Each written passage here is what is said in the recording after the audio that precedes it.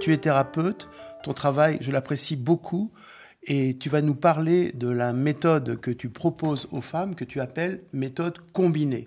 C'est une méthode naturelle pour une sorte de méthode de contraception naturelle. Moi, on m'avait parlé de symptothermie.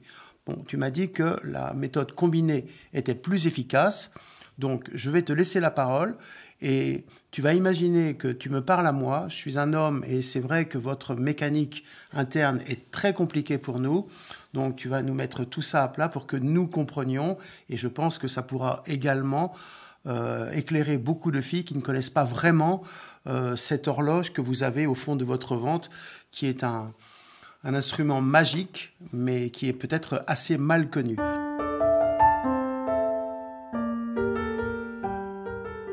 Alors, la méthode des indices combinés, alors, elle va prendre en compte l'indice que représente la température corporelle, la température basale, c'est-à-dire la température au repos du corps. La glaire cervicale, donc sa texture, et la position du col de l'utérus, qui va bouger en fonction du moment du cycle. Voilà.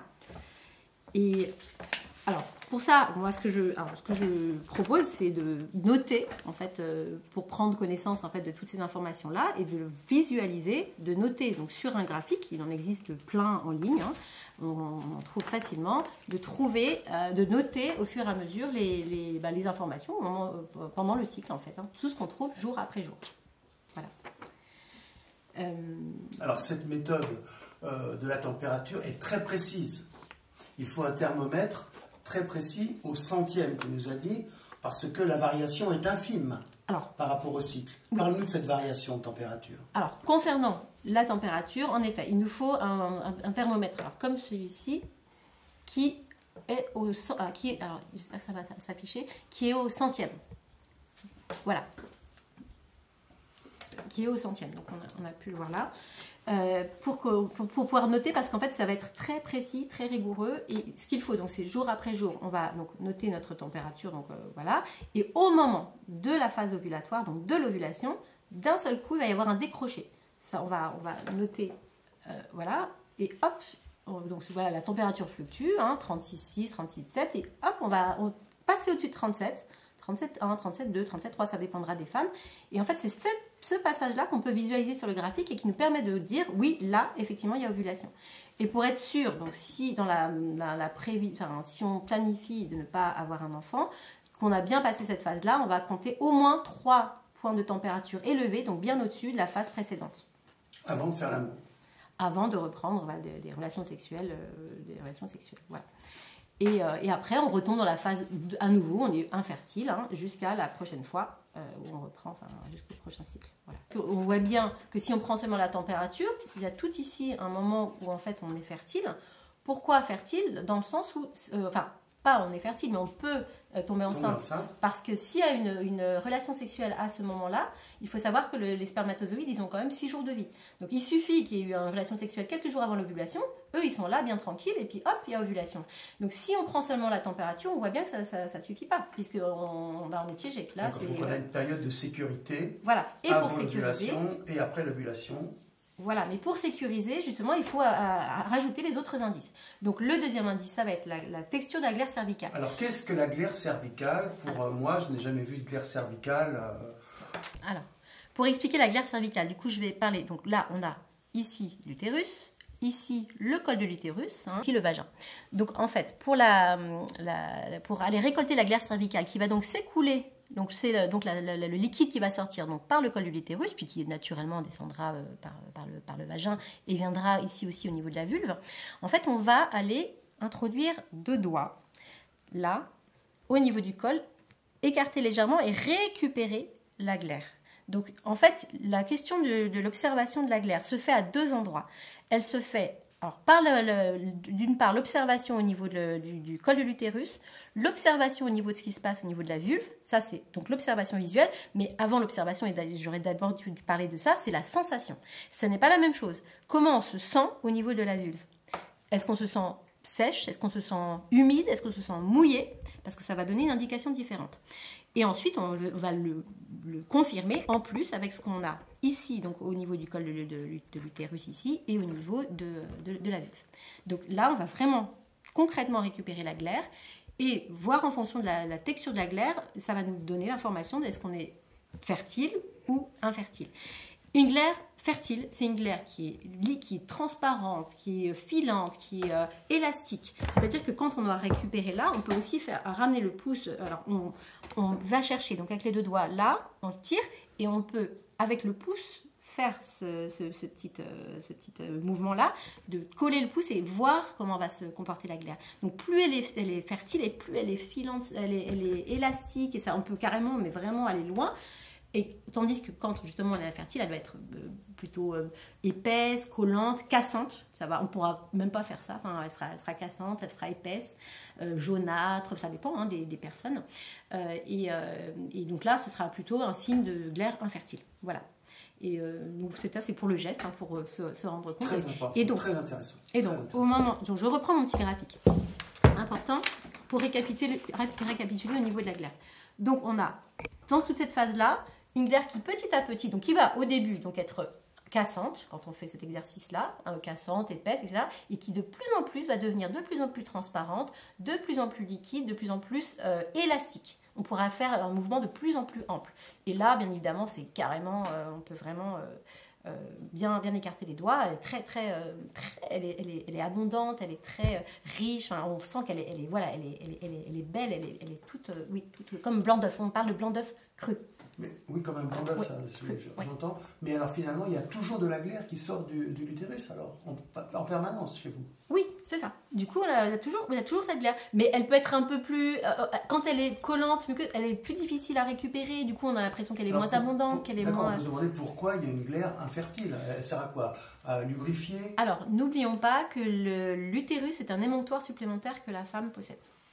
Donc, ayant cet émonctoire supplémentaire, forcément, ça va nous donner des indications aussi de l'hygiène de vie de la personne. Donc ça implique effectivement d'avoir une bonne hygiène de vie, parce que si on va se mettre à manger n'importe quoi, ou à peu dormir par exemple, ça peut être perturbé, ou être fatigué, avoir du stress, dans des périodes de stress, de burn-out, ou que sais-je encore, là ça va changer la texture de la glaire.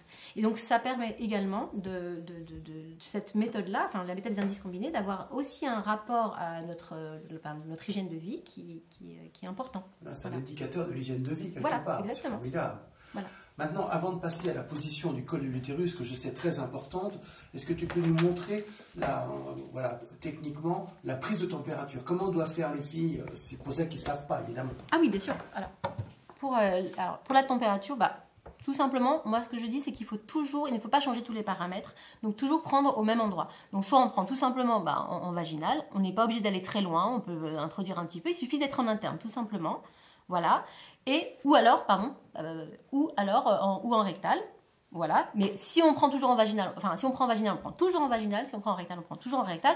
Ou aussi en buccal. Mais alors, si on prend en buccal, selon l'endroit où on va le mettre dans la bouche, ça peut aussi changer. Donc, pareil, il ne faut pas changer tous les paramètres. On va prendre toujours le même endroit. Moi, je pense qu'on peut conseiller aux filles vaginales. C'est pareil, logique que ça soit là. C'est là où ça se passe. Disons, oui, par rapport au thème qu'on est en train de décrire là. Voilà, ça permet de... Tu dis aux filles qu'il faut qu'elles ça se fait toujours à la même heure le matin.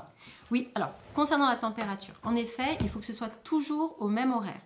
Au moment du lever, parce que comme c'est la température basale, c'est celle du corps au repos, il faut que ce soit donc avant le lever, donc on n'est pas encore actif, on n'est pas encore en mouvement, et donc la température, on la prend à ce moment-là, et au minimum, il faut avoir dormi 3 heures, donc 3 heures de sommeil minimum avant, et au minimum 1 heure s'il y a eu des éventuels levées pour aller faire pipi la nuit, par exemple. Voilà. Parfait. Maintenant, tu vas nous parler de la position de l'utérus et du col de l'utérus. C'est très formidable, c'est incroyable, parce que la façon dont ça se comporte, l'utérus. Alors, le col de l'utérus, il va bouger, il va bouger selon le moment du cycle. En fait, en vrai, le col va être plutôt dirigé côté fesses. Ouais, le col, tac. Et j'y reviendrai parce que ça va poser des difficultés par rapport à la prise de la glaire. Il ne faut pas se tromper parce que souvent on peut taper de cette partie-là du col. Et donc en fait, en réalité, voilà, le col, hop, on imagine mécaniquement qu'il est plutôt dirigé comme ça. Il va être dur comme le bout du nez, voilà, et en position fermée. Il est fermé. Et quand par contre, donc ça c'est la phase préovulatoire, et quand par contre on va se rapprocher de plus en plus de la phase ovulatoire, il va commencer à monter et à se positionner, la phase fertile. Voilà, mais ça se fait pas d'un coup d'un seul, hein, ça se fait petit à petit. D'accord. Et c'est pour ça que je demande aux filles de le noter, c'est qu'en fait elles doivent noter également. Il y a toute une partie en bas où on note aussi la position du col. Haut, bas. Est-ce que c'est fermé? Donc je fais un point ouvert, je vais faire un petit rond, de plus en plus ouvert, et de plus en plus dirigé vers le haut. Parce que quand on est en phase fertile, et donc là, ovulatoire, alors il va être carrément redressé. Hein, il va être comme un petit, voilà, au lieu d'être courbé comme ça, il va être redressé. Il va remonter légèrement, et ça, pour le coup, il sera positionné, disons, pas parallèlement, mais dans l'axe du vagin. Exactement. Ce qui est logique. Pour faire rentrer les petits... D'accord. Et c'est logique aussi que quand il est fermé, en période stérile, il soit bloqué. C'est ça fait comme une petite barrière. Enfin, voilà. Sauf que bon, ça n'empêche pas, mais ça fait comme une petite barrière. Mais je veux simplement rajouter que dans ce cas-là, lui, le col, il va être mou plutôt comme les lèvres. Il va être mou et il va être ouvert. Col mou, c'est pour avoir un bébé. Voilà. C'est logique. Hein. On accueille, ça ouvre. Quoi. Voilà. Et col fermé, on ne veut pas de bébé. Et voilà, et surtout, et aussi, il est mou et aussi ouvert, l'ouverture aussi. L'ouverture, voilà. Bien sûr, ça compte. Ça, on le sent avec le doigt. Oui, ça, on le sent.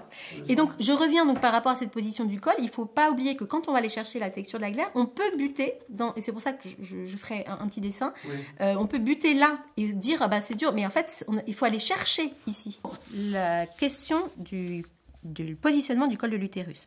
Donc, quand on est en phase infertile, donc phase pré-ovulatoire, puis ensuite, quelques jours après l'ovulation, il va plutôt avoir cette position, c'est-à-dire une position donc basse, j'ai fait une petite ligne là, une position basse, donc facilement atteignable, et là, donc fermée et dure. Hein, je disais dur comme le bout du nez. Et quand on est au contraire en phase donc ovulatoire, fertile, il va être positionné donc à l'apex, hein, quand c'est vraiment au plus fertile, parce que on ne passe pas de cette phase-là à celle-là d'un seul coup, hein, on y va progressivement, hein, il remonte doucement.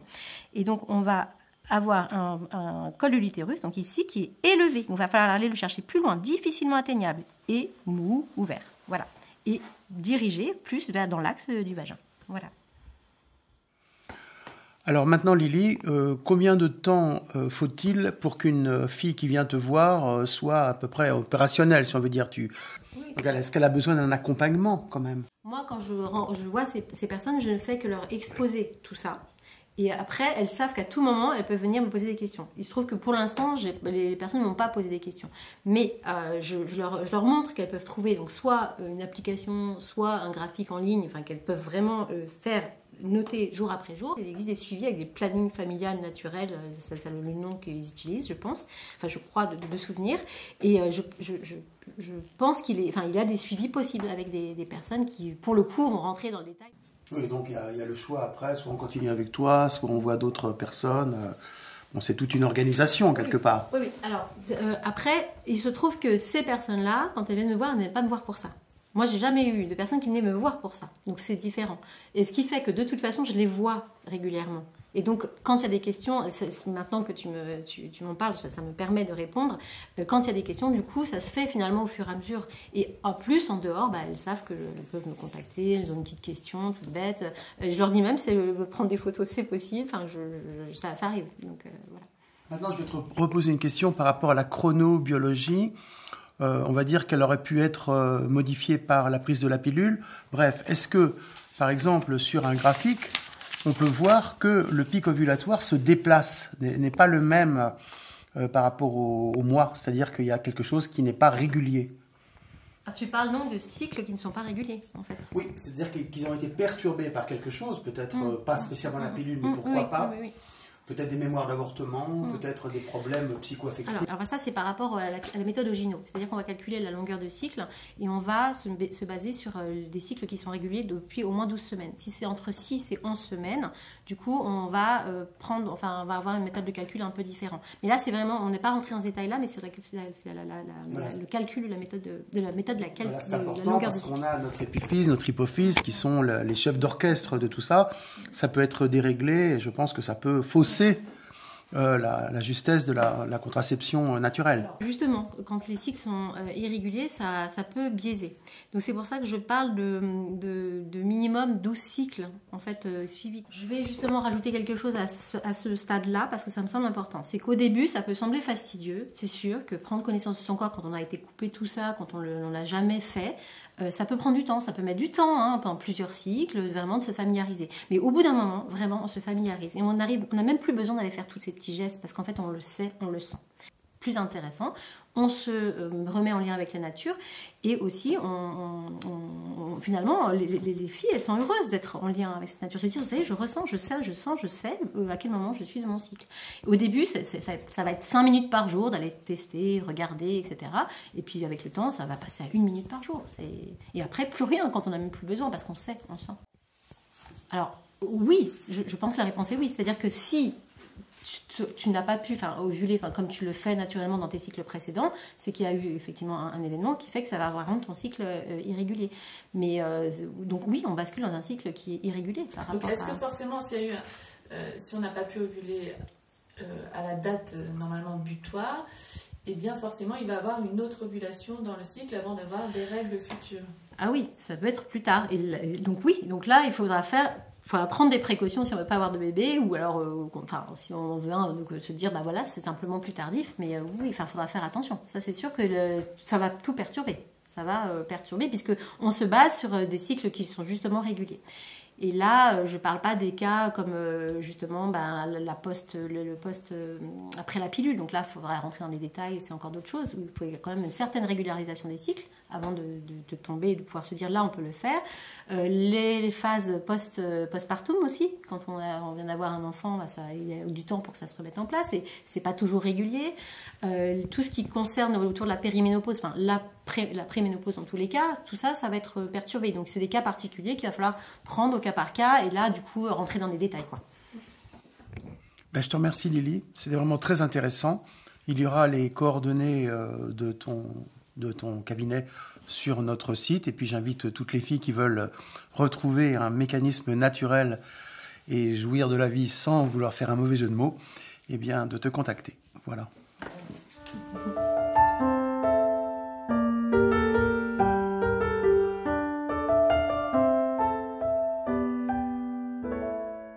Come on, take my hand. Don't be afraid, it's me.